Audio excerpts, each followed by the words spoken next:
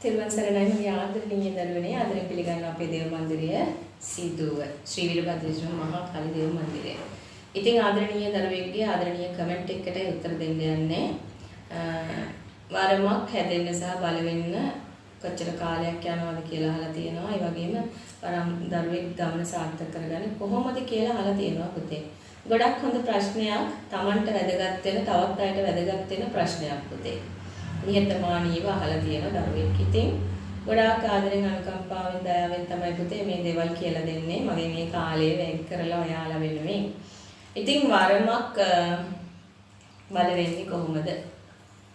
කාලයක් යනවද? මෙහෙමයි පුතේ. මේ අත ගන්නකො අපේ අතේ ඇඟිලි පහ. එක වගේ නෑ. ඒ වගේ තමයි පුතේ වරමක් කියන එකත්. විවිධාකාරයි.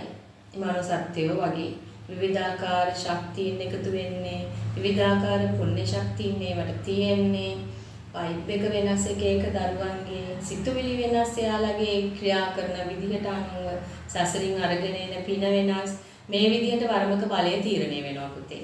වර්මක බලය රඳා පවතින්නේ ප්‍රධානම ඔයා මත වරම හිමි දරුවා මත වර්ණ දේවතාවුන් වහන්සේ මතම නෙමෙයි.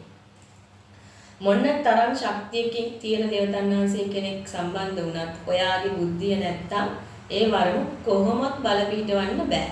ඒක නිකන් මුදෙක් වරමක් විතර. කියන්නේ ආරූඪයක් විතරයි. ආරූඪ වෙනවා එන දේවතාවුන් වහන්සේ නිසා සත්ත්ව පූජාවට නටනවා ඒවා කරනවා මේවා කරනවා. හරි බලයක් එළියට දෙන්න බෑ. එහෙම දේවල් තියෙනවානේ පුතේ. ඔයා ප්ලාස්ටික් කෑල්ලක් නොවි. ප්ලාස්ටික් එකකට අපිට ශක්තියක් අද්ද ගන්න බෑ. ඒවා කාන්දමක් වෙන්න ඕනේ. ශක්තියක් අද්ද ගන්න පුළුවන්. ඒ විදිහට තමයි වරමක් බල පිහිටන්නේ. අපි හිතමුකෝ එහෙම ප්‍රතිපත්ති රකින්න හොඳ දරුවෙක් කියලා.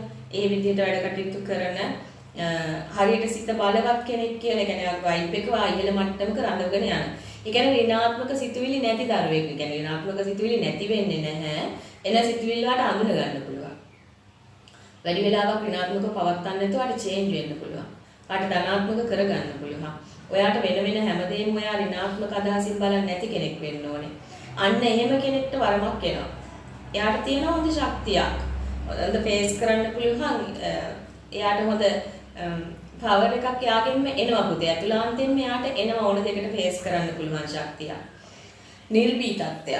එතකොට එහෙම කෙනෙකුට දේවතාවුන් වහන්සේ කෙනෙක් සම්බන්ධ වුණොත් වැඩි කාලයක් යන්නේ නැහැ පුතේ. එයාට වැඩ පෙන්නන්න. එයාට බලය පතුරන්න. එයා ටච් වෙනකොට මේ කියන්නේ හරියට මේ වගේ මෙන්න මේ උදාහරණයක් ගන්නකො. සුදු ඉද්ද මල් ගහක් ගන්නකො. එතන මේකේ ඉරු එළිය වැටුනහම තමයි මේකේ මල් පිපෙන්නේ. ඒ වගේම මේකේ පොට්ටු රැසක් තියෙනවා.